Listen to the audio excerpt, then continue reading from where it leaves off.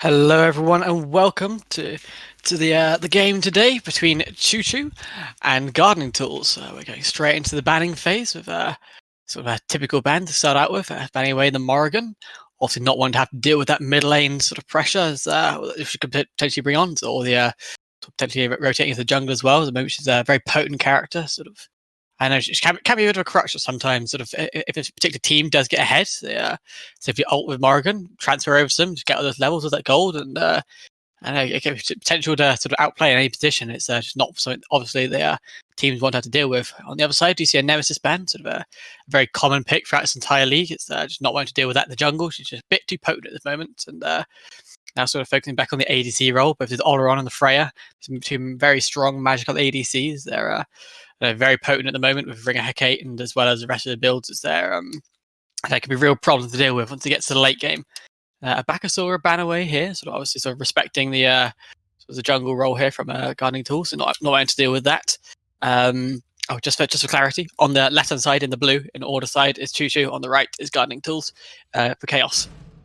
We do now see Maestro locking in the Emoja for the first pick. That's incredibly a strong pick for Maestro. He's really confident on her and has been playing her quite a lot recently in this league. So it's not a surprising pick to see it coming up. And in response, we do see a Discordia being hovered, being locked in for the mid laner. Sort of actually very strong at the moment, using a passive sort of give that boost across the map for whoever's like doing the best, and having that pressure. Using the ultimate as well, the cripple on top. It's quite it's an important part to be able to play sort of in that mid role. It's very safe as well. Just a Horus probably going to be going into that support role.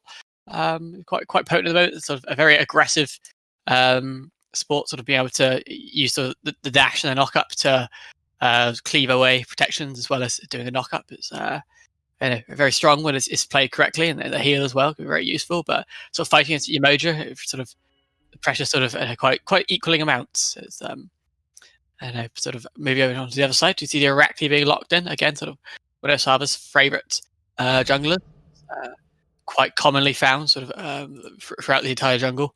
And at the moment, yeah, sort of very strong, sort of using Golden Blade as well as sort of Serrated Edge to sort of keep herself relevant and in these fights. Yeah, sort of be able to get in, deal a lot of damage, and or get out quite safely sometimes. Do you see a lot of like level 2 tanks blinking in the mid laners and chasing them under tower? Do you see Aphrodite locked in for Janna? That's probably going to the solo lane, and the Cupid being locked in for the ADC position. A very strong ADC at the moment. We're going into the second ban phase.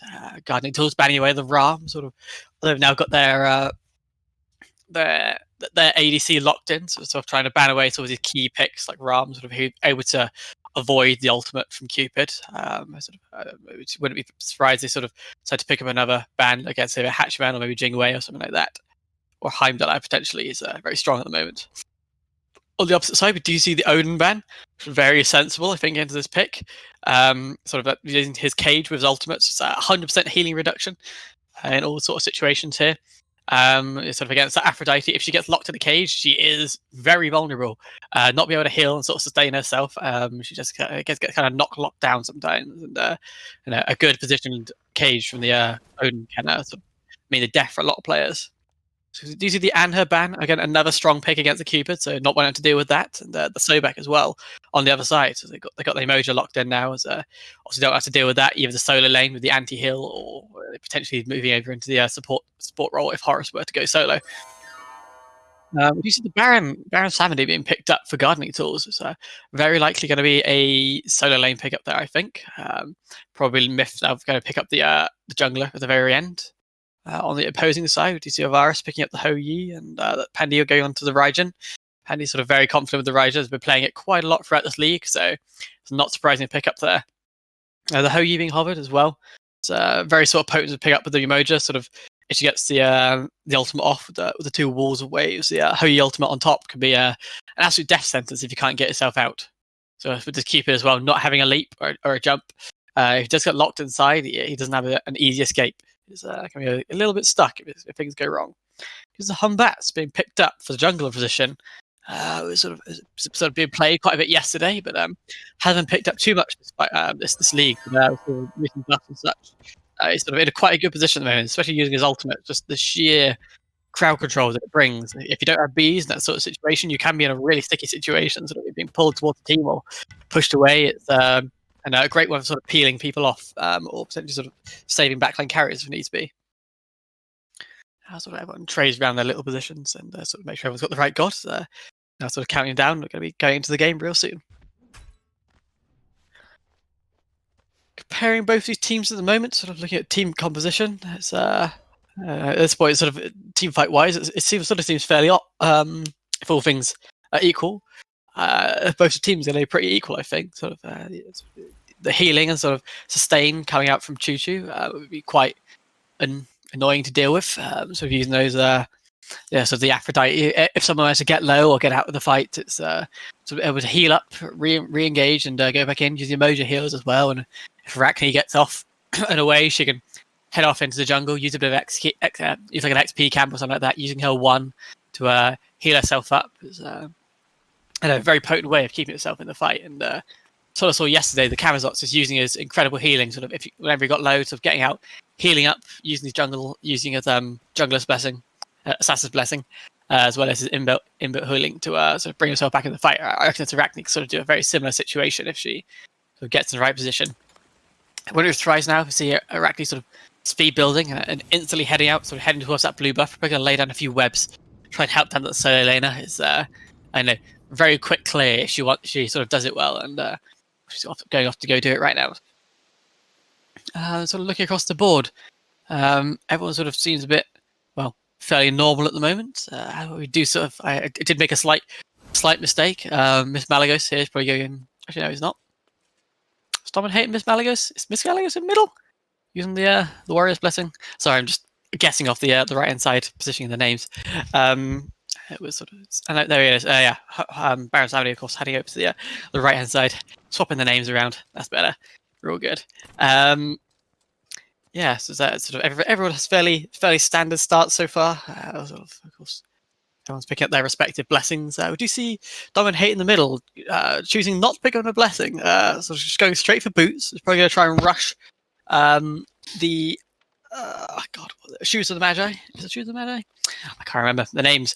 The purple boots, the one to give you lifesteal. No pots, just going to rush down there and Shoes of the Magi. I was right. Don't play mages very often. Anyways, sort of pick up that Shoes of the Magi. It's going to go straight into the middle, sort of rush to help out with the speed camp. It's sort of using that little bit of lifesteal that it has, a little bit of mana, sort of keep himself sustained in the fight. Imagine he's got to go quite careful with our mana usage, not wanting to sort of overextend. Sort of over in this duo lane now, we do sort of see quite a bit of aggression coming out from these two. Emoji hitting the level 2. One of just might try and do something here, but no, instead just sort of focusing on using the 1 as much as he possibly can. It doesn't have a mana cost, simply using our own as effectively as possible to sort of span out her bubble and her stun, just trying to sort of get as much as you possibly can out of that and sort of keep the aggression up. If these two can sort of clear this wave now, they're probably going to look to go and do XP or maybe do a bit of damage, but both playing quite well. Do you see the Cupid stun going against the Hou there, but it sort of shrugs it off as Emoji sort of tanking the damage from the two players. Reduces the Hou now, sort of looking to get some wicked ricochets, as though we do say about 200 health there being taken away from the Cupid for a weird triple ricochet across the tower and the XP camp, purple camp. Again, sort of Emoji and sort of Hou just sort of using their aggression where they can to sort of keep the pressure up. We did see a little bit of a scuffle in the middle lane. Sort of the what's the word? Arachne, sorry. Using the blinks there to sort of try and get a bit of an engagement going in the middle, but unfortunately nothing happened. The Discordia obviously being able to sort of safely disengage. Everything's sort of fine at the moment. But over on the right hand side, we do see Afro here with a slight level lead, but things are very even. It's simply sort of just not clearing the wave as fast, and using her additional healing that she has to keep things aggressive. Baron, of course, does have his own healing, but not quite as potent as as Aphrodite is. And I know if she gets things right, it does go quite well. We just see in middle lane, Arachne there using her all in, just using the dash to sort of chase down the Discordia, do as much damage as possible. Sort of the Humbats there trying to look for a bit of follow up, but ultimately getting yourself a little bit caught out here using the mesmerize from Raijin to sort of turn around and get the re-engage. The web coming out from Arachne to chase him down, do a bit more damage. Over on the left-hand side now, we do see a fight happening. The keeper sort of using the Heart Bomb. So it was an invade coming out from the Hou Yi plus the Emoja. That didn't go quite as well as he expected. He is now falling. His Cupid now fighting into a full wave, but he did get the Heart Bomb off. So there it is, a double kill, or not a double kill, but 2 kills over on the left-hand side. Both kills for the Cupid, but unfortunately just a little bit off the timing, so it wasn't a double kill. But hey, no, so it's a big win there for those two over in the duo lanes with sort of the pressure that Hou Yi plus Emoja can pull out. Is I'm surprised they waited so long to try and invade for that purple. They sort of spent a lot of time sort of keeping that pressure on the tower. Sort of the Cupid and the Horus were on the back foot for quite a while, but ultimately they managed to obviously pull it off there and get the re-engage, get the dive on them as they're sort of heading into the jungle. And after they cleared out that camp, obviously taking a bit of damage, got that sort of the purple buff debuff, sort of lowered protections. It's not one you really want to be fighting with, and unfortunately sort of being caught out there in a bit of an awkward situation. They eventually see them falling. Of course, it wasn't exactly a first blood. That did go towards Discordia. Whilst that was all happening, there was... I'm just being an absolute buffoon. Of course, the Horus there being the second kill. Sort of a not completely clean fight there from Gardening Tools, but unfortunately, the Horus did indeed fall there to the Hou Yi. So we are now looking over in the solo lane. We do have a bit of a pause going on right now, sort of roaming around, inspecting the character models and such. So all good fun, all good fun. So I don't know, most of the other lanes now are looking quite even. There's sort of the Baron and the Baron versus the Aphrodite sort of using their healing, just trying to keep themselves sustained as best as they possibly can. Sort of both players are on full health here at this point. These mana buffs have been keeping them sustained. Baron's Brew, of course, keeping him topped up and healthy as well. Using it as sort of Warrior's Blessing to the best of his ability. He got 7 stacks so far. He's not actually doing badly. He's being bullied out. He's able to sort of keep his distance and apply a bit of pressure where he can to keep himself relevant. Sort of in this middle lane as well. Neither player has a kill advantage at the moment, but with the Arachne picking off the Discordia under tower sort of a bit earlier on, she has fallen just a little bit behind, of course. She did fall a little bit behind for the moment, but of course has come back in, farming up very well. She is now a level up against his Raijin, so I imagine by the time he hits wave, clears 1 or 2, he'll automatically be up to level 4 again. But I don't know, at the moment, things are very even across the board. We do sort of see people now beginning to back, getting some wards. Of course, we've got the Arachne picking up 2 for herself, and Discordia not wanting to have to deal with Arachne, so picking up 2 of her own. If she gets a particular gank going off, it's if she gets blinked on or just Arachne runs out the jungle, throwing her web at someone, it's not exactly something you really want to be happening.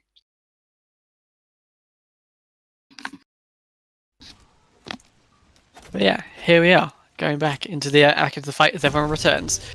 People having a little bit of a connection issues, but it's all sorted now. We do sort of see it now in the solo lanes. Both players are going for their buffs. On the left-hand side, Cupid was looking to try and steal an XP camp, but sort of decided against it, knowing that both support and AC roles are now back into position. It's not something you really want to have to deal with.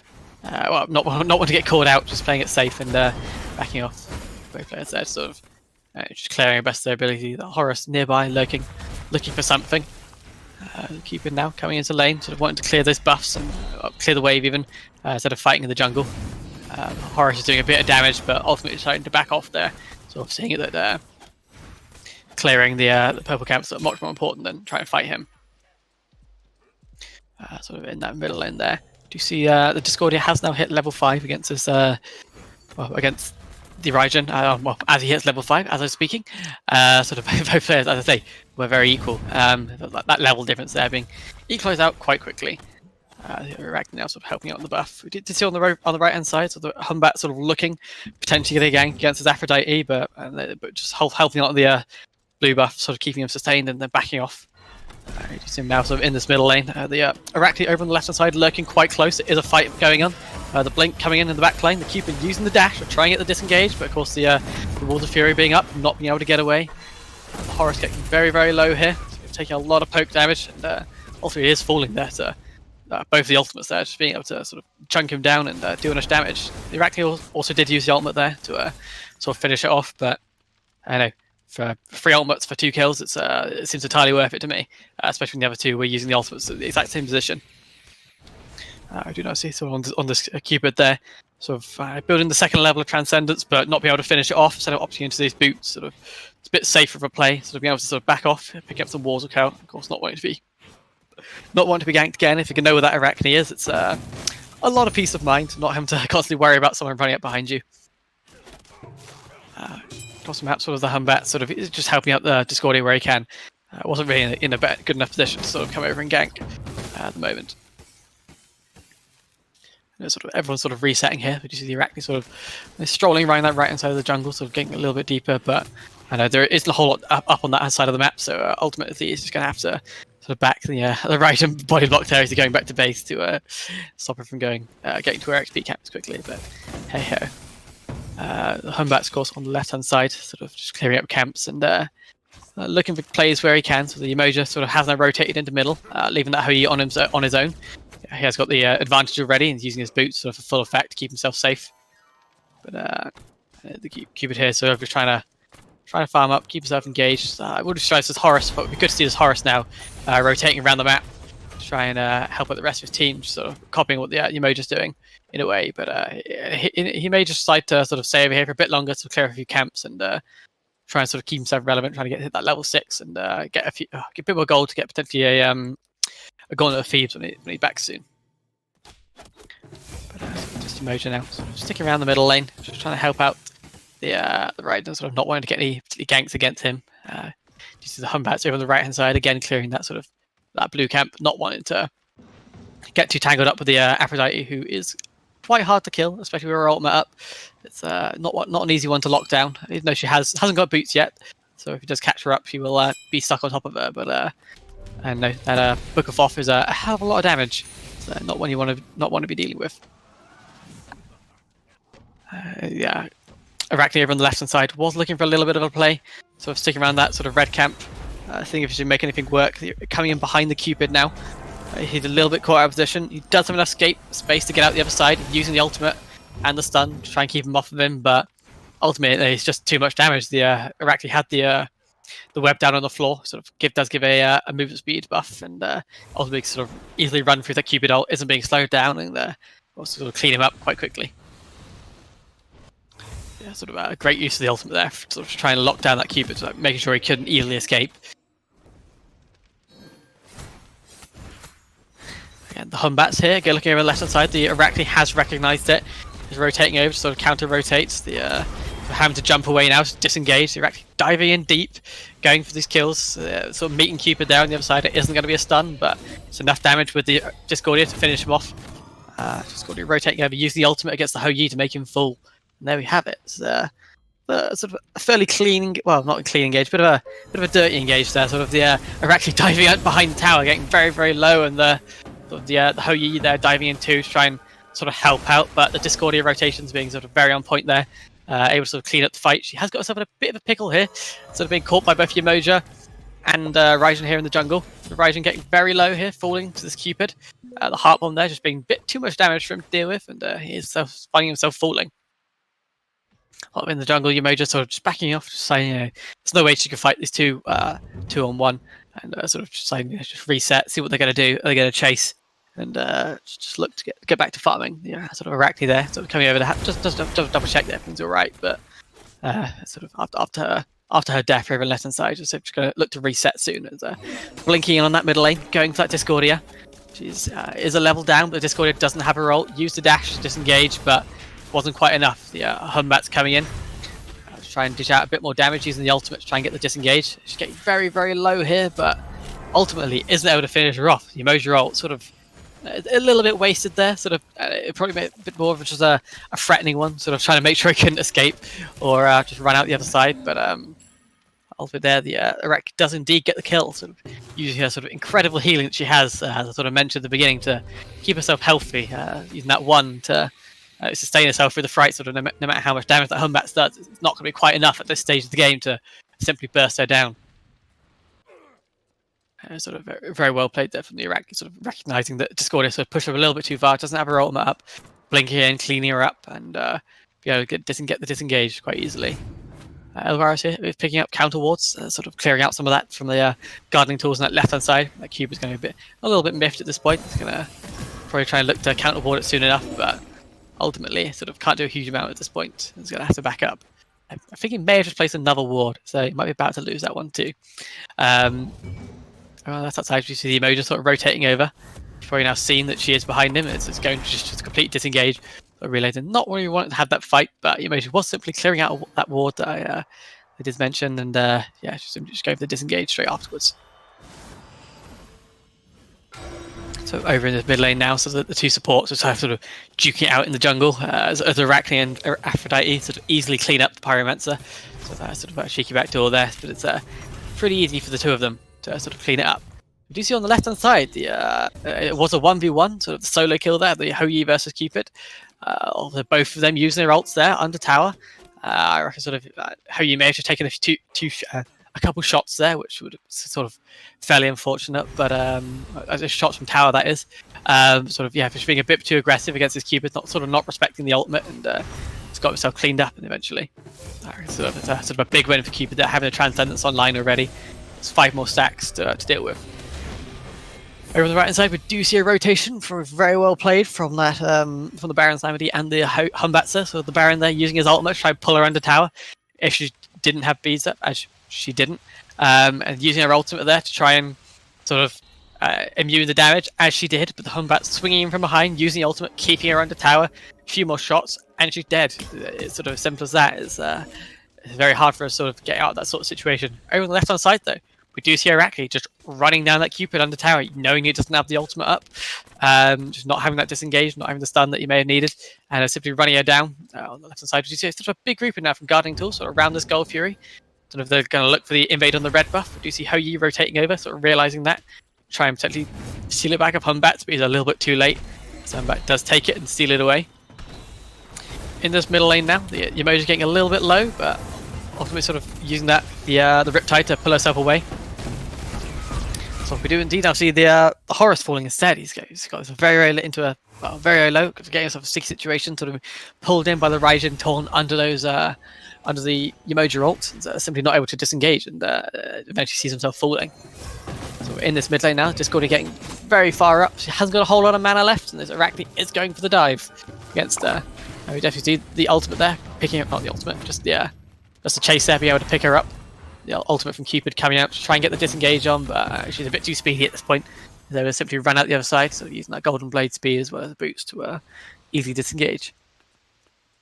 So everyone sort of fairly resets here. Choo here is beginning to start up the Gold Fury. Guardian Tools are looking to try and get back at them. Humbat's nearby, lurking Cupid as well. But about the ultimate from Cupid, it would be hard to steal, but there we do see it. The Humbat jumping in, using the ultimate, using the overhead kit.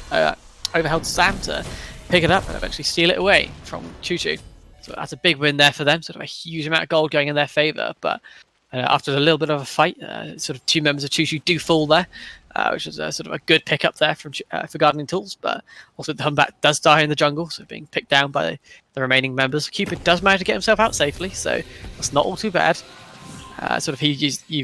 Cupid there uses a bit of a distraction, sort of pull away that Arachne, sort of make sure that you're sort of not there for the fight. Ultimately sort of worked out quite well for Gardening Tools there, sort of I don't know, they were on a bit of a back foot, but sort of that gold lead, not the gold lead, but a big chunk of gold that they've just earned just sort of swung them back a little bit more into favour. So we do see now everyone just sort of backing off, resetting, spending up their gold that they had. Sort of everything sort of fairly even. Even though the Baron has had a few ganks, one successful gank over on the left hand side. They are sort of fairly even at this point, as Janna on that Aphrodite has picked up a kill against him. So both members being very, very, very equal at this point. So Baron has a bit more damage on his tower, but that's sort of as far as it goes at this point. Sort of not a huge amount of steals being taken away. In the jungle now, sort of just everyone just sort of pick up their buffs, sort of keep themselves ready. Sort of a bit of a grouping around middle lane now, which finds sort of a small kerfuffle happening. The Cupid there using the ultimate, not the ultimate, stun there, just to do a little bit of poke damage to the Hou and clear the wave, but the ultimate from Hou being used just to clear the wave so you can get back to base quicker. But the Iraqi does have other ideas, coming over on that left-hand side, going for the engage, but Cupid ultimate is used to try and keep her backing away. She just has to turn around and simply disengage, but that's a free ultimate. Nothing was wasted on the side of Choo, and it was sort of a clean disengage. You see the Humbat Salt, the blink, and the teleport there to try and chase down this kill on Pandy in middle. Do you see him falling there? However, Hoyi is nearby now. He's got himself in quite a situation. Yamo just coming in from behind as well. Sort of using the Riptide there to push him backwards. He's getting very, very low here. The Humbat is doing a little bit more damage, as much as he can, but ultimately not able to get the kill. The Iraqi, they get very low in middle, sort of chasing down that Discordia, trying to get the kill off, but she's sort of able to answer it back using her abilities and using her ultimate to sort of force to disengage. Horus there getting sort of stuck up in the fight. The emoji ult being used to try and lock that Discordia down, stop her from escaping, but she was already out. So using that invisibility to try and sort of disengage. Horus there trying to get the disengage again, using the ultimate to go try and pull them all the team out, but ultimately not quite working there, as the Discordia having to juke around and the Horus ult taking a little bit too long to go off, and she just get herself picked up in that middle lane. So a lot of members now we did see a rotation there from the Aphrodite, not being answered by the Humbats and not being in the right position to be able to answer it. Sort of being stuck at base, so having to sort of clean up and buying his items. He's not been able to help that fight. So it would have been nice sort of having rotating over, but he kind of found himself in a bit of an unfortunate position. And do you see that after that little fight in middle, Choo is rotating over, just sort of taking that Pyromancer, sort of taking the objectives where they can. Just a bit more gold, a bit more XP across the board is always useful to have. Over on the left-hand side, we do see a fight one-on-one between the two ADCs, as well as Iraqi diving in that middle lane. Just trying to just deal as much damage as he can to that Horus, but Horus just being just a bit too tanky, being able to disengage. On the left-hand side, things were fairly even, both sort of remaining at about half health, both using their ultimates. Iraqi now realizing that Cupid ultimate is down, just going for the big rotation over to the left-hand side, using their immense movement speed to just simply dive in the backline and just be the most annoying thing she possibly can. It's a very a difficult situation for that Cupid there. He has to sort of recognize the back was coming in. No, the dive was coming in, had the back sort of immediately, as not having anything up. There's very little he could do there, sort of deciding to go for that blink rather than a Aegis or even a shell. So whenever an engage does happen, if it is burst damage, he will simply die, so not be able to sort of sustain himself with any sort of way without any lifesteal either. Left hand side now, DC Choo sort of keeping that push going as best she can.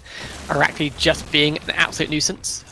Humbat's jumping over, clearing the wave, trying to deal a bit of damage to her, but she is able to sort of get that tower down just a little bit too quickly. The Rivers of Rebuke going up for the Yamoja to sort of try and keep the fight going.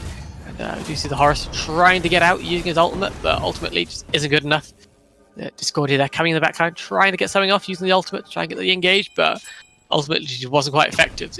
It's Aphrodite now in middle lane, sort of pushing down towers, wanting to get that tier 1 tower down. And Choo sort of recognising that it's not worth sort of sieging onto this Phoenix, and they might not get it, but they can simply get sort of tier 1, tier 2 in middle lane quite easily with the minions pushed up and everyone's sort of ready to go. Which surprise today. I don't know. Here we do see the call has now obviously been for Fire Giant. A lot of members rotating away, realising that it's Baron and the Cupid simply aren't going to be able to engage where they want, and sort of swapping over to go and deal with that. Yeah, the Rhino over on the left hand side is being pinged by his team, so obviously being told sort of just to farm up, sort of keep yourself relevant in the fight, because the 4 members there could easily clear it themselves. The Aphrodite here zoning away, keeping Cupid and the Baron at bay. And we do see it there. Yeah, 5 men there of Choo all getting the Fire Giant buff. It's a big win there. So these Guardian Tool members are going to be very, very careful now. So if this Iraqi does grab someone, gets that stun off, they're probably going to be dead if they're not in a safe situation, not surrounded by the team. But this Discordia on the left hand side getting a little bit too risky now. Iraqi has dove in, trying to get that kill. She's got an absolute sliver of health, 10 HP or so. Iraqi there being caught up by the team, so dealing a lot of damage against her, but ultimately she is able to get that disengage. Aphrodite, of course, using her superior healing to keep the Iraqi relevant the second she hits the ground. Sort of on the opposite side, the Cupid was using the healing for Discordia to keep her in the fight, but ultimately she has to simply head back to base and go for the reset, whereas Choo able to rotate away. They've got the healing they need, so Arachne, of course, still got her 1, able to easily sustain away, and get that goal for you for free without Guardian Tools being able to answer. It's sort of a tough situation there. So it did get the tier 2 in middle there, using that Fire Giant buff for the 33% increase in damage. It's against structures. It's quite a potent one. Do you indeed see the last tier 1 tower falling across the map for the Guardian Tools minions there? Just being a little bit too pushed up, due to not keeping them in check, and ultimately losing a tower there, which is a bit of a gold bonus across the team for Guardian Tools, which sure they'll be quite happy to have. So a lot of members now sort of they are warding up their side of the jungle, trying to sort of keep in various safe defensive positions. Would try to Choo here with their buff active, just decide to pick a lane and just go for it. So a lot of the waves at the moment are very middling at the moment. None of them particularly pushed up too far, so they might just decide to sort of split push it where they can and sort of separate things out. We just see sort of who pings there from Choo. I think they want to try and sort of drag members from the mid lane across to the left hand side and get the push up. Arachne is split pushing on the right hand side though, so not want to be sort of forgotten. I don't know whether Guardian Tools are going to decide to try and defend that or whether they can sort of leave it to it. Sort of if they do fully commit on that right hand side with 3 members as they are, you don't want to sort of lose that left hand side Phoenix. The Humbats is on the defense. This audio here just doing a bit of damage against the Raijin. Make him sort of rethink his path through the jungle, but ultimately he's just taking a bunch of damage and not able to dish out a whole lot back. So Discord has just got to gain a bit of free damage against them. Yeah, Arachne getting quite low on that right hand side. The Aphrodite there being able to heal and using her ultimate to sort of disengage. The Horus ult, the Cupid ult coming out. Horus engaging under that Emoji ult. The Humbats there on the right hand side as well. These are the Horus falling. The Raijin falling in return. It is still even 4-4 at the moment. A lot of members of Guardian Tool are quite low. So the Humbats now having to run away from this Arachne, but they both blinked at the same time. It's both members are equally distant, far away from each other, not be able to simply disengage. Yeah, a very good Riptide there coming out in that middle lane against that Baron Samedi. Almost escaped, but being pulled back in, getting that slow off. It's a hell of a thing to have to deal with. Yeah, we do see the Discordia there being picked up too, also sort of in that middle lane. Cupid there going for the Valiant defense, trying to get the stun off, but unfortunately not able to do it. Simply seeing full.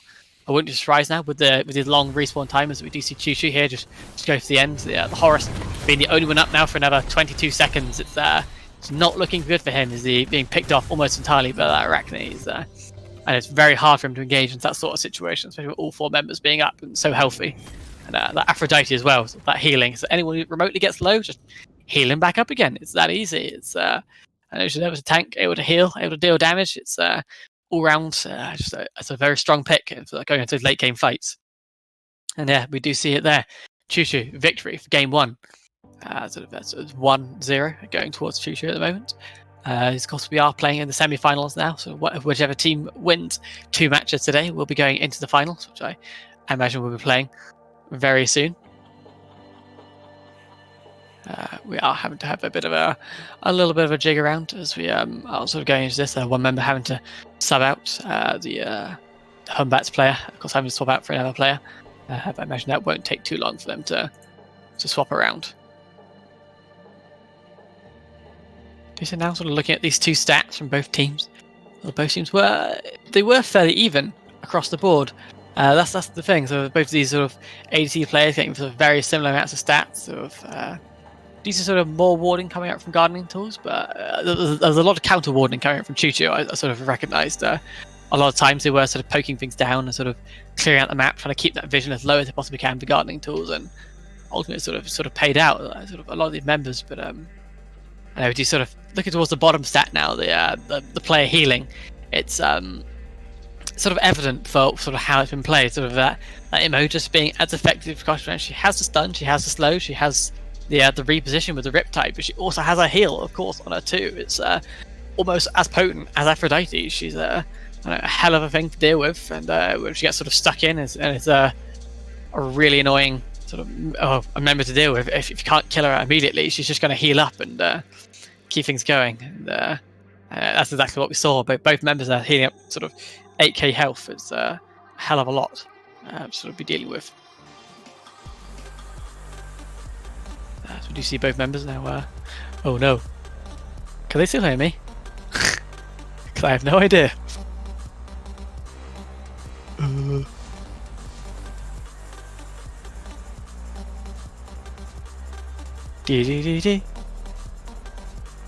Hello, can they hear me?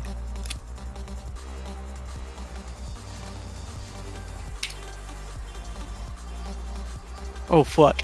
Right. Yes. Where was I? Yeah. Aldous Smite has crashed, so we're back. Just a second. I'm sure you're looking at like a lovely screensaver at the moment or something. I don't know. I know what his computer looks like. Funnily enough. But yeah, sort of both teams there. So they were playing very, very well. Sort of across the map, like both lanes. A lot of lanes were very even. But it's Arachne sort of was able to sort of pull ahead in sort of quite a few situations. Is able to sort of blink in using a sort of the ultimate, not the ultimate, just the stun engagement, using the web sort of chase people down. A lot of times did see it sort of tower diving and simply using a sort of ridiculous healing to keep yourself healthy. It's a hell of an issue to sort of deal with. It really didn't. Yeah, sort of. Yeah, I wouldn't be surprised if we see now Gardening Tools decide to ban away that pick. Sort of, Janet's had a lot of success on them with Aphrodite at the moment. So moving her off that comfort pick and sort of into something a little bit more vulnerable might be a better idea. But we shall see what they decide to do in the near future.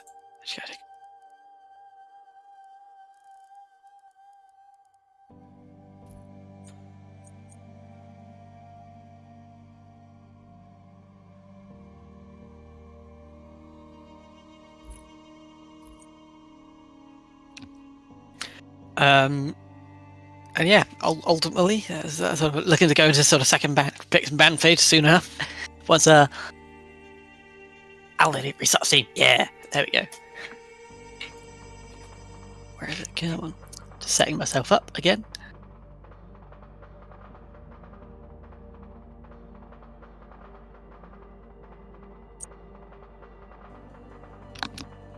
Sorted. Right, we're all up and running again. As we are going to the second picks and ban phase, we have now had a swap side. So on the left-hand side is now is going to be Garden Tools. On the right-hand side is Choo. The substitute obviously hasn't happened. The Myth Freaker is still in position. So ignore what I said there. That didn't happen. As the picks and bans come out, we do see a Nemesis and a Arachne ban, of course, focusing on that jungle, not wanting to have to deal with that again in the position. It's not something you want to have to be dealing with, of course. This Arachne was very potent in that last game, sort of using a very early game pressure that she has, using the blink ultimate, well, not blink engage in the best of her ability. If you sort of she jumps on top of you, she is able to sort of stun you down very, very quickly. You have a very slim window to sort of try and disengage and sort of. And going against that Discordia, she does have a very small disengage with a little jump, sort of goes invisible, but the web does follow. Sort of no matter where she goes, it's still able to sort of keep herself locked down. We do now see Guarding Tools hovering Aphrodite, seeing the potency and not wanting Janet to sort of have that again, sort of decide to pick it up for themselves. That's probably going to be going into that solo lane again. So it would be interesting to see what Choo decides to sort of answer it with, whether they decide to sort of pick sort of a heavy anti-heal god, because Odin is now open. If they do pick into that, it might be a good way to sort of shut her down, but we shall see what happens. Of course, with these picks and bans happening, the Guardian Tools haven't banned away Yamoja again, sort of leaving that open for Maestro to get on. It's a very comfortable pick for him. He's been playing very well on it so far, so not surprised to see him pick it up again. For the jungle role, we do see the Al Kwong being picked up. Another very strong pick at the moment, sort of using the ultimate, sort of the execute range to sort of any tank that potentially gets low, he's sort of just able to easily pick him up, eat him up, use that heal, and able to re-engage wherever he needs to. It's going to be a hell of a thing to deal with. We do see Hera and a floating T-posing Argus. It's always the best thing whenever you see a Hera being picked up. So the floating Argus is it's a grand addition to this game. Yeah, and the dismembered arm as well. Oh, we love to see it. Anyways, yeah, no. Talking more seriously now, the Hera for the mid lane, it's a very good pickup at the moment. She's very strong, sort of using Argus to sort of bully people down and chase them down. She's a force to be reckoned with if she gets in that right position. We do see the Anha being picked up for the ADC role. Quite strong at the moment with his early game presence, using that passive to his great advantage. If the man gets on top of you and sort of gets in that sort of early game duel, he's probably going to win it just because of who he is. Sort of a huge amount of CC he has. Well, if you do get a good pillar impale at the very early game, it's actually throughout the game, it's a world of hurt. If you're in impale range, you're in auto attack range. It's not something you want to be dealing with. If things go well, you're resetting the stream. So can they not hear me? Oh no.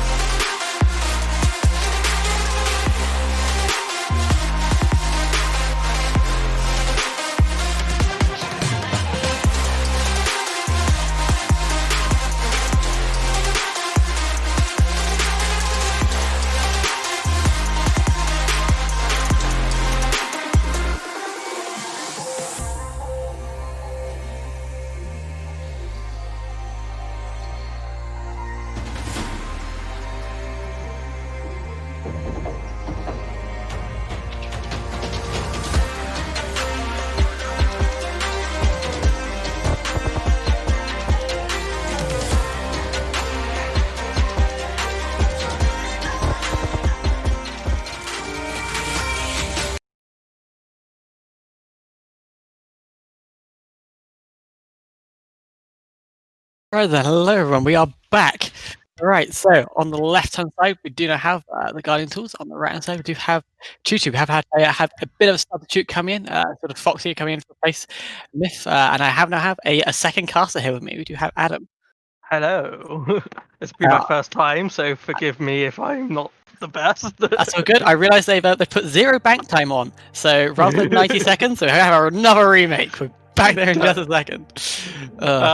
We've made a mistake as well. It's a very easy one to mistake. Oh well. But yeah, it should be all good. I'll figure it out in just a moment. Yeah, sort of going into the second picks and ban phase. I believe we are doing a remake on the picks and bans as well. So not wanting to sort of, I know with the substitute coming in, not wanting to have to sort of pick the same gods. So we'll be just a just a second, hopefully. It's not like Aldo's stream could let us see them anyway, so of course, they could have been anything. And another person has all had to restart the router, so be just a second. Probably just it isn't a whole lot else to talk about at this point. Sort of both teams here are going to be picking their sort of from fresh. I'm not sure if Guardian Tools are going to respect the picks before and whether they're going to ban round them or whether they're just going to sort of go for the attack again, sort of like as if they had another round of matches. It'll sort of be interesting to see sort of what they decide to do. How was your thoughts on that first match? Because I really liked the Baron pick into the Aphrodite, honestly, but my thoughts were the build was not the correct one.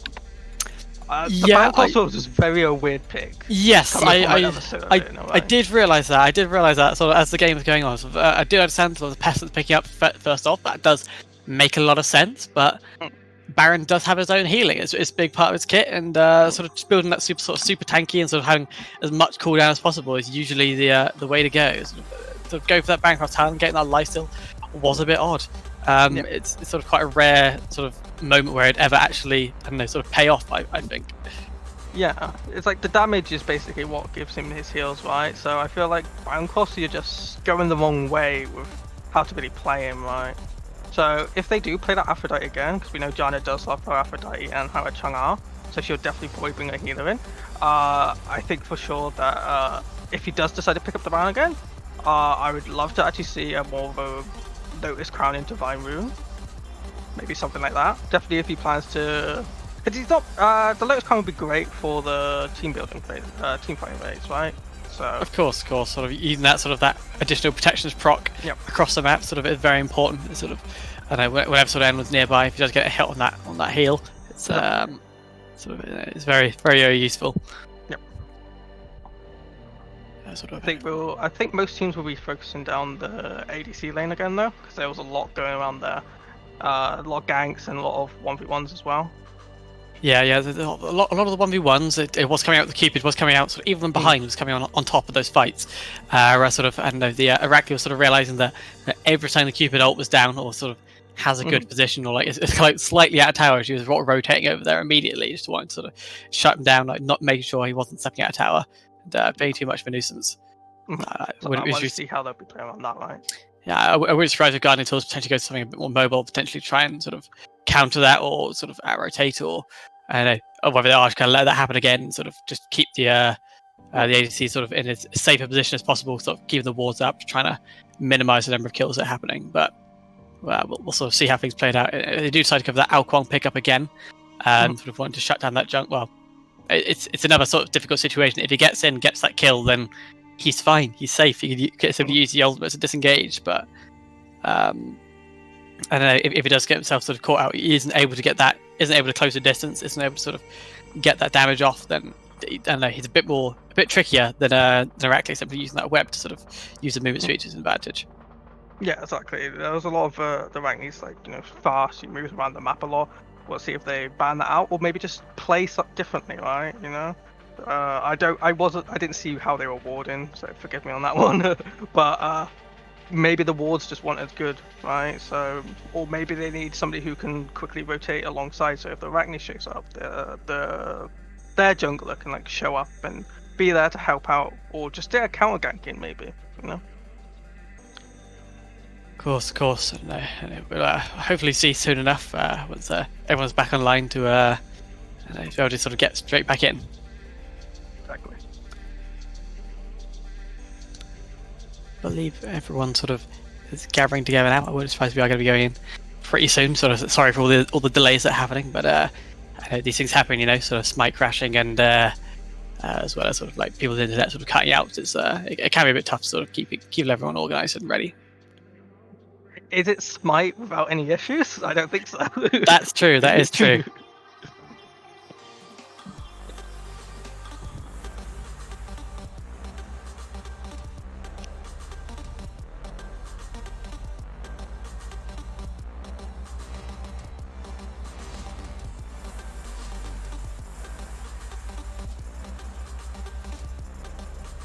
I know. Were there any key moments from that last game? I imagine you were spectating it all.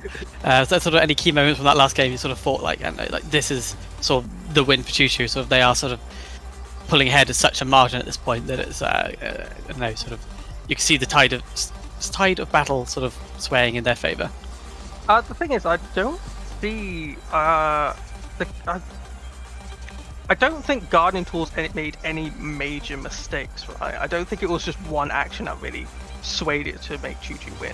But it was a slow snowball of constant ganks and then the objectives on for that, and then just keep it going. And I think Guardian Tools either need to find a way to get ahead first, or a way to stop the enemy team from getting ahead before level 20, right? Because they got to level 20 much quicker, Choo Choo did. Right, and then it was just steamroll into the. It was just a snowball, right? If that makes sense. Yeah, no, it was sort of a very sort of gradual sort of start off the position, sort of a few ganks here and there.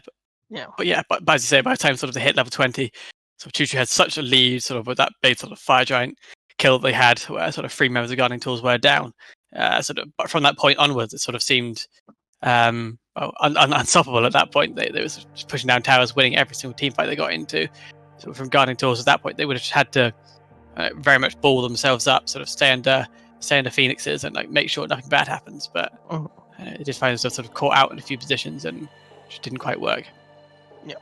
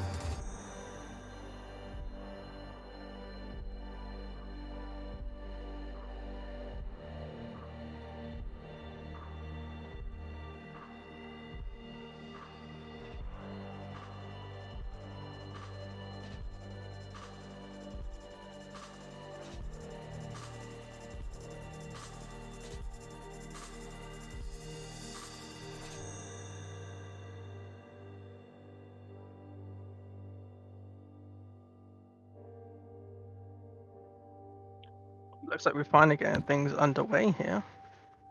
All members now back together. We are straight back into the picks and ban phase. As I mentioned, it is a fresh ban picks and ban phase. So everyone is going into this fresh again. Sort of guarding tools, of course. Folks want to get rid of that Arachne, which is quite a unexpected pit ban. Sort of not wanting to deal with that in the jungle. And the Morrigan from the other side, of course, a very strong pick. Was banned away last game. Not wanting to deal with that. And the Alquang, of course, on the other side. So I was obviously seeing that previous ban being picked up and Guardians sort of capitalizing on that, not wanting Asava to have that again. Nothing too surprising out of bans here. Arachne is pretty much an obvious one if you ask me. Same with this Bakasaur.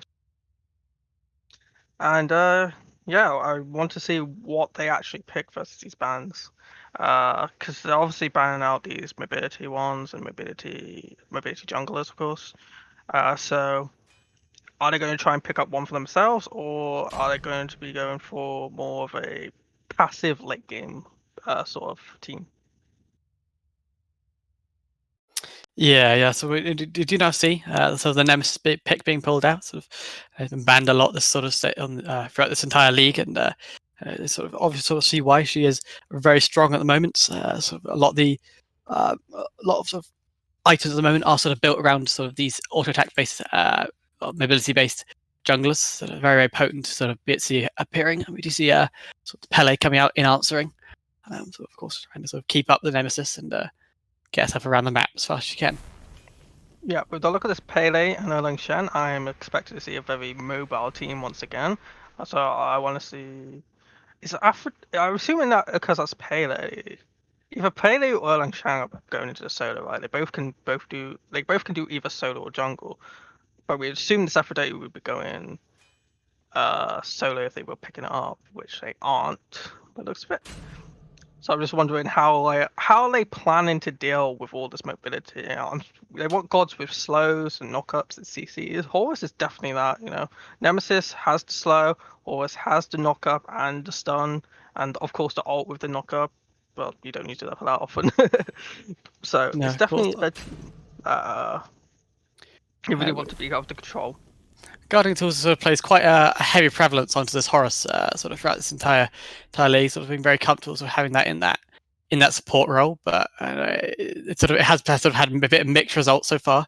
Although in that last game, he was quite useful, sort of keep people alive, use that dash, sort of fly around. But the ultimate sort of even with the comms not being used too effectively, not having sort of huge engage or disengages, a lot of times sort of it only came out sort of 2 or 3 times throughout the entire length of the map and match even, and eventually sort of it didn't quite have the effect that I sort of would have expected it to have. It's a bit surprising to see it being picked up again. With the sort of the Aphrodite being picked up instead by Choo once again, Janna sort of being very comfortable as I mentioned. So played very well this last game. Do you see the Odin ban sort of being picked out against it, not wanting to have to deal with that? Sort of, if he does have that big sort of AoE anti-heal going down, if it's just to get caught inside the cage, it's not a situation you want to be in, as I sort of have mentioned before. Yeah, they definitely target Odin for that anti-heal. They don't want to see that because Aphrodite just can't deal with that gauge very easily. And Hades, I imagine just because of actually I don't know why the Hades. You got any thoughts on that? I don't really know. I imagine Janna just might not be happy dealing with the Hades, sort of not wanting to have to deal with that in sort of either team fights or in the solo lane. So up against the 1v1 using the silence and the fear can be a bit annoying to deal with. And of course, he has sort of really good healing as well. But ultimately, sort of, I guess it's just sort of a more of a comfort ban, I guess, rather than any particular issue. I do so yeah, the all Yamoja ban. So of course going against that Maestro, but he's currently hovering all. I wonder if sort of picking that up for Elvaris. And I don't know. You did mention earlier, sort of you were sort of assuming that the Erlang was probably going to go into solo, but it did cross my mind that maybe Erlang's going to be going in support.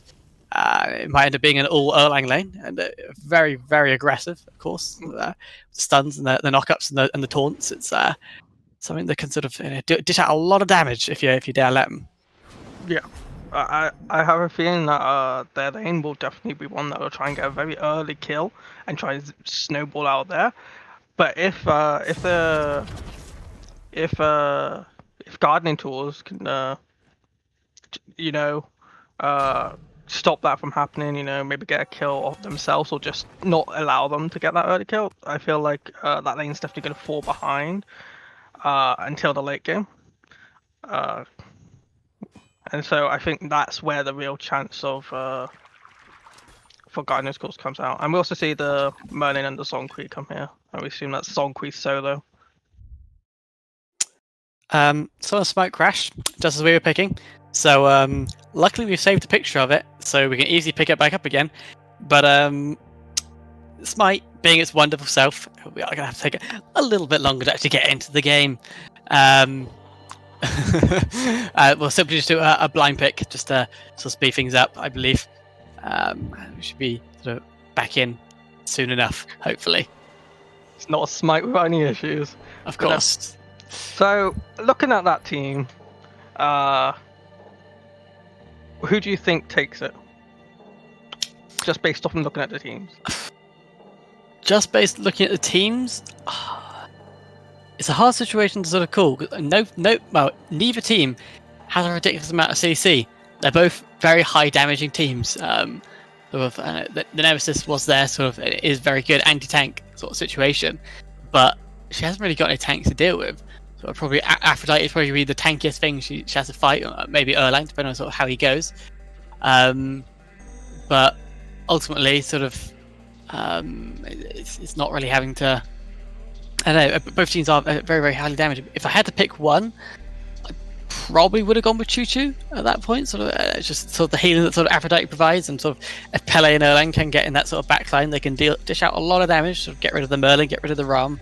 And sort of things might get a bit easier from that phase out, but that's just my opinion. Sort of, what would you think? What would you say? I absolutely have to agree. Like I was saying before the picks, Choo definitely played this very aggressive, snowbally plan, and they've definitely gone with it again, right? So I expect them to try and, get the early kills, probably get some invades in as well, go for and then objectives and all that, and just steamroll to the Phoenix. I don't think that Guardian Tools have picked the right team to deal with this aggressiveness that Choo love to bring. So I really feel like it would lean towards the Choo. But maybe there'll be a surprise comes out, and I'm proven wrong. I'm always down for that. Of course, I don't totally want to doubt them before they get there. But hopefully, sort of things will be sort of. I imagine things are going to be quite. Quite even across the board. So again, I wouldn't expect things to get a bit more. I'm not expecting anything insane to be coming out on either side. So it is about sort of that early aggression. If the Erlang all does do what they are expecting, then I don't know. It'll be a bit of a shame to happen. No, not a shame, but if the Erlang all lane does get ahead, it will be quite devastating, I think, sort of against this Ram. So it does need to sort of wait for that late game sort of to truly pop off. But if they can hold on and sort of keep things in defense, then it might all work out quite well for them. Somebody's a bit eager to see a game 3, aren't they? Well, we'll see. We'll see what happens. I'd love to see a game 3 as well, but I'm thinking about this Zonkui and Horus and Merlin that aren't very early on versus the Pele, Erlang, and all that, who can dish out quite a lot early, right? So it all really depends on how Guardian Tools deals with this early aggression they're going to have to face. Definitely. If they decide to turtle, then it might work out for them. But from sort of Choo-Choo's own experience of what I've seen so far, they are a very aggressive team. If they are going to dive for you, they will be successful in what they're doing. It's, they've always played very well around these sort of aggressive competitions, so it'd be good to see it sort of happening once again. So everyone now, of course, picking their flying pick, nice and easy. I imagine we'll be into the game soon enough.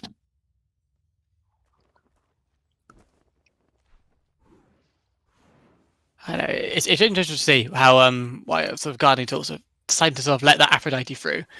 Sort of had a hell of a lot of healing last game and was able to sort of keep a lot of members in their fights when they probably shouldn't have been. I don't exactly know how Guardian Tools are going to be sort of particularly proactive against it. So they haven't got any natural anti-healing with any of their team. Sort of, they will sort of be building it as they usually do. And I imagine sort of, I guess they're just sort of hoping that they could potentially burst them down before the healing sort of kicks in. Yeah, I have feeling they weren't targeting it because they know that she would just bring out the Chang'ao or something else, and they'd rather deal with Aphrodite. Maybe they don't want to deal with the Chang'ao or something like that, right? So let the Aphrodite through because it's her favorite pick, and try and deal with that versus a harder pick they might feel like, right? That's fair enough. That's fair enough. But, I don't know. We'll see if they sort of place any sort of prevalence around that lane, whether they do just let sort of things. I don't know. It was a very even fight last game. So both teams having a heal, were sort of able to sustain themselves. So it did take quite a while before the Baron's tower did actually fall. Which, as you did mention earlier, so it probably did come down to builds eventually. Sort of very, very odd sort of style coming out of there. I don't know whether this Zhonghui is going to work a bit better. So it does work quite well with Bangkok's talent if he does get a good ultimate off in the middle of a team fight, but it has been a while since I played Zhong, so my information could be quite wrong.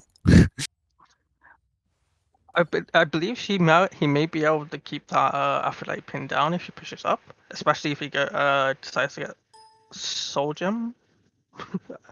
I forget the name of that one, the one that slows on abilities, right? Gem of Isolation. Gem of Isolation, that's the one. Gem of Isolation, right? Get that on his ult, you can slow an entire team. Great for team fighting, right? And even just in the solo lane, he can just get Aphrodite, and even if she pushes him away, he can easily catch up, right? So that could be a plan he decides to go for. Or he might be just going for straight damage and just try and get the kill. Or he might just take wave, get XP, and go back to his tower or into the jungle to farm. We might not be looking for fights. Yeah, potentially. As we are now loading into the game too. So I've got to remind you, it is 1-0 to Choo at the moment. If Choo do win the second game, then they will be through to the finals. But if Gardening Tools win, it will go to the game 3, which will be the decider. It has been a little bit of a wait between the two games, which is a bit unfortunate. But we are here now at last, and I imagine we're going to be sort of getting straight into things. I imagine sort of Choo are now quite eager to sort of chase this game out. They are sort of picked a lot of very aggressive characters. I wouldn't surprise me. So a lot of plays across the field. It looks like just getting these early wards in, really. Want to avoid those invades, although we haven't seen many of those during this tournament. So, but better safe than sorry. Yeah, no, we do say a lot of the members. So they do quite. It's easier to sort of place the ward down and make sure that sort of the enemy team also has a hog. You aren't going to get like wave advantage. You aren't going to be invaded. They are actually over there. It's sort of that a peace of mind that something insane isn't going to happen. Reduces the Horus not actually picking up the hog there and sort of deciding that I don't know they are sort of just going to lose that lane pressure. There's no point sort of wasting 100 gold nets. So pick a few more pots and try and keep himself relevant. Yeah, but I think that's a perfectly fair play here. They know that the enemy is aggressive and they plan to play into it. So that's exactly what I see against last game. And we see both Afro and Zonkui pick up Major's Blessing, and of course Zonkui's going Bancroft and Brook. It's basically a second mid lane at this point. Essentially so. We do now see actually the instead of going for this traditional support position, I know they aren't going for exactly the aggressive kills. He has picked up an Assassin's Blessing and instead roaming around the map, went straight to those back camps. He's going to go clear out the oracles, and well, he's not. I'm lying to you. Instead, he's going to go and look towards this red buff. He's sort of going to try and contest it, see what he can do, just be a nuisance to these two members as they try and clear it out. Merlin has recognised it. It's poking a bit of damage towards him, but and that was stolen. Yeah, he did manage to successfully steal that away using the turtle form, there, about the 72 transformations to pick it up. Yeah, so they're going even more aggressive than I thought I would. Cause I was thinking Erlang support, but no, it's a second jungler. So the entire map has to be aware of all these rotations. It could be even if one jungler's on the right, the Erlang may be on the left, and all that. So every lane has got to be just so hyper aware. As we see, the Erlang is coming up behind in this duo lane, and maybe there'll be something out of it. Yeah, the Ul is in a bit of a situation. He does still need to clear wave. Erlang is coming in to try and sort of get a bit of aggression off, but ultimately isn't able to pull anything off there. A lot of CC coming out from the Horus to sort of knock him up and keep him stunned in position. Yeah, the Ram was a sort of roll away safely, but Horus there sort of deciding to just go for the disengage rather than sort of keeping the fight up. He uses Mink's form to get the disengage. Yeah, no worries for Erlang. He will get out of that pretty easily. And now it looks like the Erler is not in the best of situations. Just a mere 1 HP is getting out. Yep, he's using his movement speed there from his axe form to go for the disengage. The Ram axe arrows become very, very close, but ultimately not able to there to finish him off. So he's able to use the bees and the jump as well as his movement speed increase to get himself away safely. Yeah, so very close one, but now we're seeing Erlang over there again, probably trying to secure the purple. As Rama and Horse trying to steal it. Yeah, he is sort of going as that engaged, sort of being the nuisance that he can be, not exactly just trying to dive in and just go for all-out damage. He is sort of biding his time, waiting for things to happen. The all has returned once again, dishing out a good bit of damage there against the Horus. The shell is used for the disengage. They sort of try to retreat away. Discordia has rotated over, also trying to make sure that everything's safe, but ultimately, so the disengage has happened. The Pele is just clearing a middle. She returns to an empty wave. She is now a level down against this Merlin. This red is back up again on the Merlin side. I thought the Pele might go for it, but she looks like she's going towards the purple.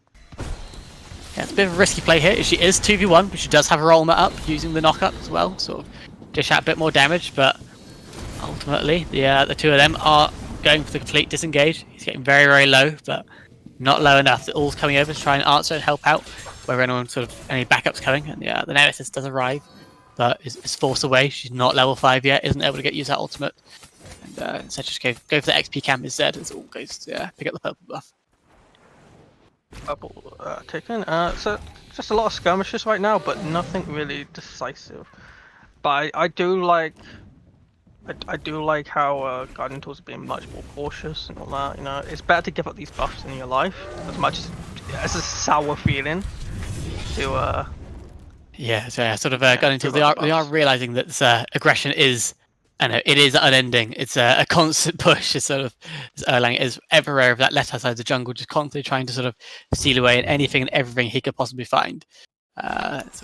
Guardian Tools making sure they're doing their job, keeping it warded up where they can. Both the ADC and the support now holding some wards in their hand, as Horus has placed a few down.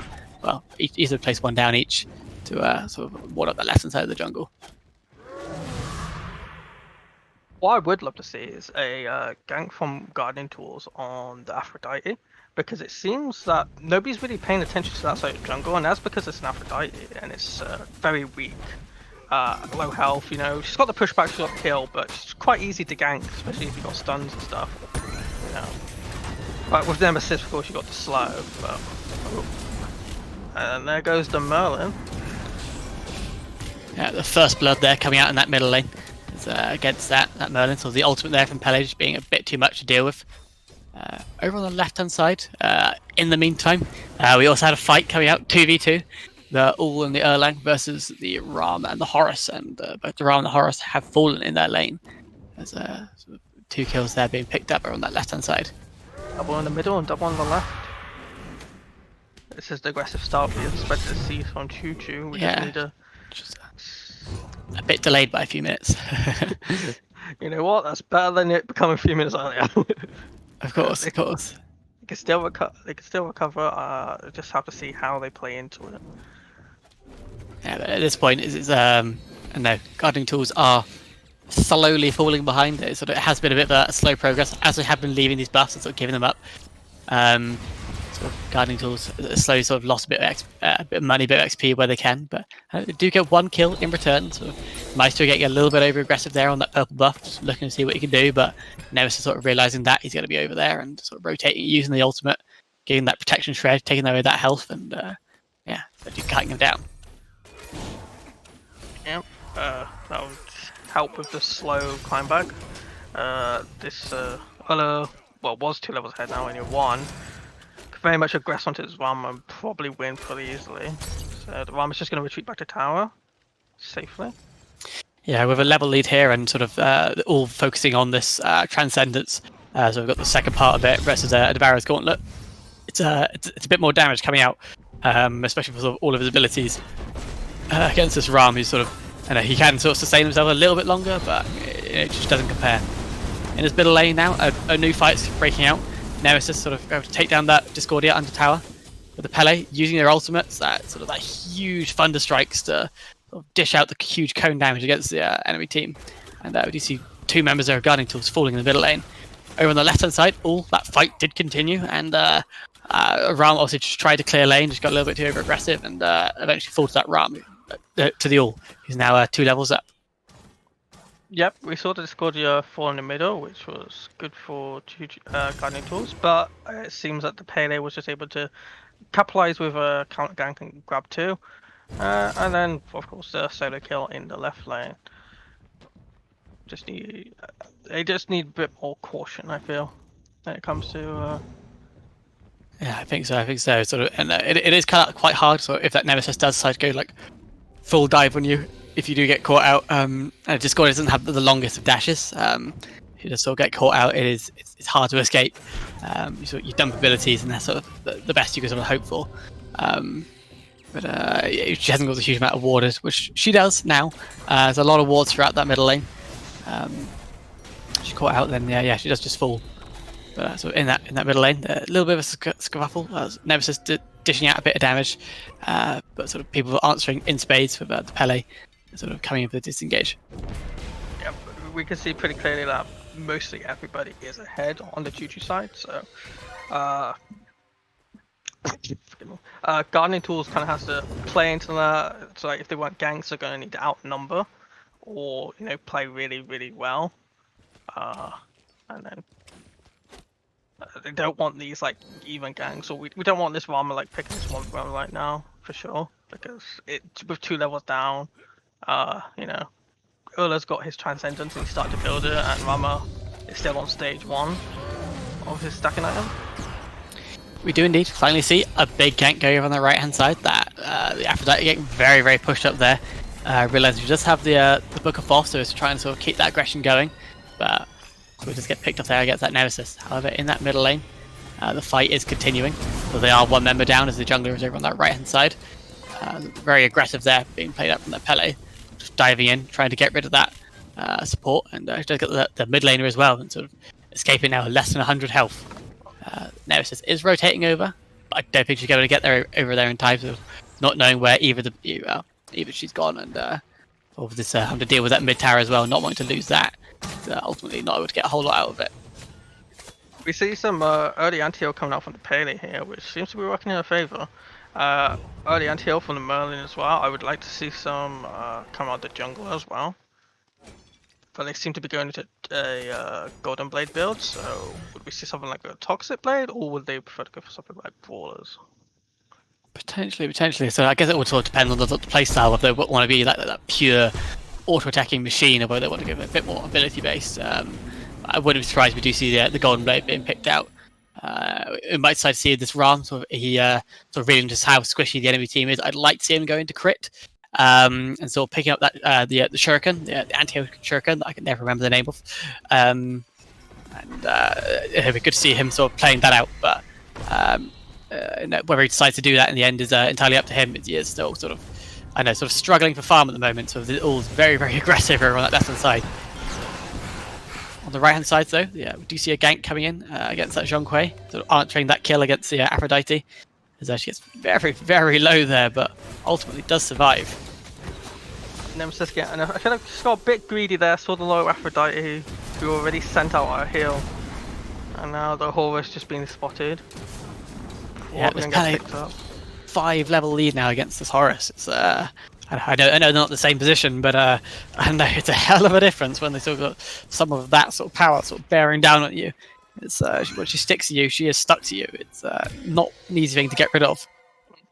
Exactly, and she's definitely with her inbuilt lifesteal into her passive, she very much can do those early dives. Well, I doubt we call her early now at level 13 in just 11 minutes, but I mean she was tower typing like level 8, level 7. So you definitely need to play around that, which is why you want the anti-heal for when she does dive in. Oh, I'm very, very unfortunate there. That Ram sort of he was trying to do the back XP camp, but all recognised that came over. He went up in his ultimate, but no, with a 4 level lead there, the ult was able to clean him up. So no matter how long he was up there for. It's just very much a situation where they just don't have their own jungle. They want to They've lost 2 towers on the left already, both tier 1s in the mid and the right. They very much do not have control over this map right now, and it's very hard to recover from that position. Yeah, sort of. They are quite a lot of gold down now. It was quite slow at start, sort of 3-4k down, but at this point, reached sort of the 8k mark. It's a hell of a difference, at only 12 minutes as well. It's I wouldn't be surprised with Choo now sort of using this early aggression that they've had and all this early lead. They just sort of capitalize on it. They've done it before. They've done it very well. Sort of keep things up and keep things flowing and keep the snowball rolling essentially.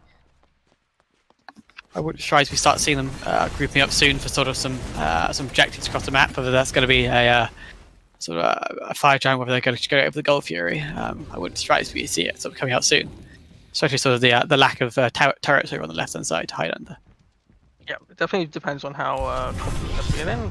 They honestly, I think they could go for fire giant if they just get a couple of kills in the mid here. But they'll probably go towards this gold for you just to be a bit safer, extend the league, and it looks like that's exactly what they're doing without the kills. So, but yeah. I think gardening tools are completely unaware. They may be aware, sort of realizing that a lot of members have disappeared over that side of the map, but they are now might be caught out of position. The Pele and the Erlang kind of rotating in towards that mid lane, but no, they are disengaged. They managed to get away safely. I need members there being able to pick off. Discord ult being used in the backline against Horus, but did miss. He wanders out quite safely. As I was going to say earlier, I feel like Guardian Tools may have known, but ultimately decided not to fight into it because I don't know, sort of fighting into that sort of situation wouldn't have ended too well. We do see the Horus ult coming over to try and save this Ram, who's in an awkward situation with 2 junglers beneath him, but yeah, we do see him falling there. That's the Pele and the Erlang able to clean him up, even though he still uses ult to try and save himself for as long as possible. I think at this point they need to stop fighting for this tier 1 tower. It's already low and they've already proven they can divert however much they want, which they do seem to be doing. There is a sort of pincer going on here. Let's see if anything comes out of it. Yeah, the 2 members of Guardian Tools carrying around the backline. Zhonghui ultimate is popped there, just clean up that kill on Discord. Just not going to have to deal with her in her invisibility using that cooldown swear effect. So just sort of easily clean her up and head back off around the map. We do see sort of a little bit of a group here on the right hand side. So these 2 members, not just cleaning up where they can, sort of taking totems and taking buffs. I imagine they might go back to base and spend a lot of their gold they've earned soon. Looks like on the right hand side there, we do see the Nemesis and the Zhong going for the engage again, sort of diving in, trying to get a kill against these 2 members that sort of kind of retreat from that middle lane, but it was a 3v2 at that point. I'm not sure they knew the Pele was nearby at that point. Sort of got a little bit too greedy, and ultimately, even though the levels are sort of similar between the level 15 Zhonghui and Aphrodite, sort of the other 2 not so much. Pele has a 4-level lead on Nemesis, and even though sort of how strong as Nemesis is, she does just get absolutely cleaned up in these fights. They tried to back up the stop the back of the Erlang there, and it just didn't work out for him. Here, Erlang went for a dive, hasn't worked out for him, but they do lose at T2, and no deaths so far in this one. Yeah, a lot of members of Choo are getting a little bit low, but as are Gardening Tools, they do have Aphrodite there, so the healing is coming out on that Erlang, sort of keeping him topped up, trying to keep him relevant and in the fight. I don't think Gardening Tools are really going to want to lose a Phoenix here, so Choo sort of realizing that it's going to be a hard fight going into this, decided to sort of back off. They have a minimal number of wards, I might also going to place around and sort of probably look to get this Fire Giant now. As Gardening Tools realize they are quite far behind this Ram, only level 12 versus level 17 all. He does kind of need the farm. He probably should be going and looking for that left lane, just like chomping it down and solo pushing. But Gardening Tools, probably comms weren't a little bit too clear there and they overstepped the mark. You see the Nemesis getting picked up.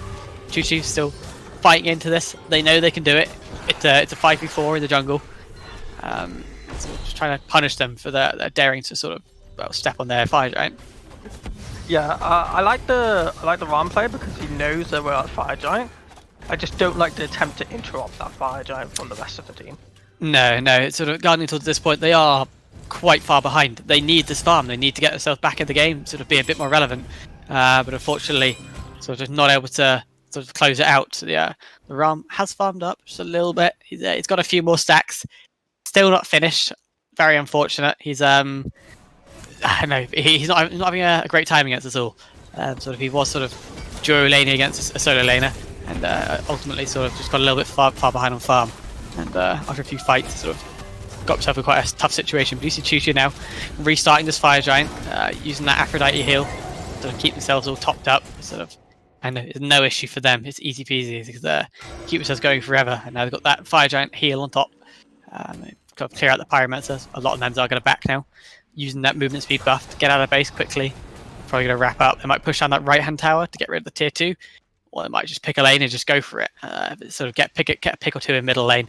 I think that might just be it for Gardening Tools, but we'll just see how it all plays out soon enough. Yeah, with how far the Choo are ahead, I wouldn't be surprised to see this Pele just go down the right side and then everybody else down mid or left and just split push for 2 Phoenixes. Because at least that way they come out with 1, but I expect them to take 2 if they do that. Yeah, particularly so. Sort of, do you see a lot of members of Choo now over on that left-hand side? Probably going to look to do that Gold Fury. I believe that's an only Fury at this point, so we're going to end up with enhanced minions as well. So if they're not dealing with the team, Gardening Tools do have the rest of these minions, which are very powerful to deal with. Ram did go up in his ultimate there, tried to steal it away, but was unsuccessful. Choo are going for the chase, so looking to try and hunt him down. But he has managed to roll away into safety and under this left Phoenix. However, a lot of members of Guardian Tools are over on the right-hand side. Members are still a little bit out of position. The Erlang did recognise that. Going for the dive, trying to pick him off, but a successful bees cleared him off that taunt. He's able to sort of roll safely back behind the Phoenix. A lot of members of Guardian Tools are now grouped up in this middle lane, going for the defence. But as you did say, the Pele was split pushing there. But no, she's coming over for the fight. So they are now blinking in, trying to get this engaged. Pele ulting into the backline. Jonquay going for the ultimate to try and go for the defence.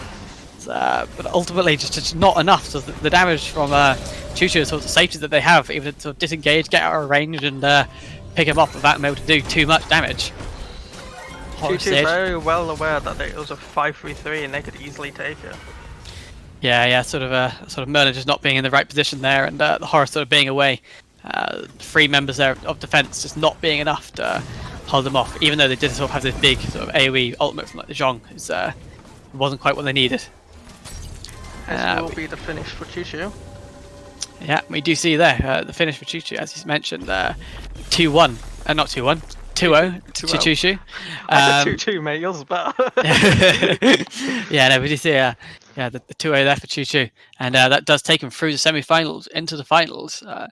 Should be Choo versus Team Rising Sun, which I imagine will be organised fairly soon. Yeah, I'm looking forward to that one. My boy Fives against Jana, I'm going to love seeing that one. Yeah, I'm going to be absolutely terrified as usual against Alvarez, but we'll see what happens. But yeah, no, I sort of recapping that game. I don't know, it was quite evident sort of from early on. We did sort of mention how aggressive the Choo team was. They were very early game focused, and they did just that. They played as aggressively as they possibly could, had that Erlang roaming through the jungle, stealing away everything they could against Guardian Tools, like getting that early red buff, just being as cheeky as he can. It's really hard to punish him, sort of in that early levels. Like if he does get away in transformations, haven't quite got the slows or the mobility online to chase him down. And yeah, he's able to sort of just roam away quite easily after that sort of fight happened. Yeah. And sort of from that point onwards, just sort of across the map, slow little fights, losing buffs here and there, and eventually, the game was sort of played towards Choo, and eventually they won. Yep, it was a very quick snowball. Definitely from the moment of that early red invade with the Erlang stealing it, it was just snowballed throughout there. I definitely think that I feel like Guardian Tools could have definitely brought a more team that could have dealt with the aggressive more. Because I feel like their team was very much a mix of 2 different strategies that didn't blend too well. No. So a lot of Guardian Tools there, they are sort of built towards the late game. So they are these sort of the big late game carriers, sort of Nemesis, Ram, and Merlin. These are once you get them to the end game, they are absolutely chunking their way through, but they need to reach it. And if they're not quite there, then I don't know. It's hard for them to sort of fight sort of in these early game fights. It's with Ram sort of being 5 levels down at the end against us all. It's no matter what he does, he's just always going to be outclassed. It's sort of you see that for every member. It never was quite an equal fight. No, exactly. But I think with that, so I've got to thank you all for coming. Sort of having to put up with that little break in the middle. But with that, sort of end of the semi-finals. Bring on the finals soon enough. Should be a good fight to witness. Choo versus Team Rising Sun. Look forward to it. Yeah. All right. Well, thank you all very much for coming along. And I've been your host, Harrison. I've been your co-host, Adam. And I'll see you guys soon. See you soon.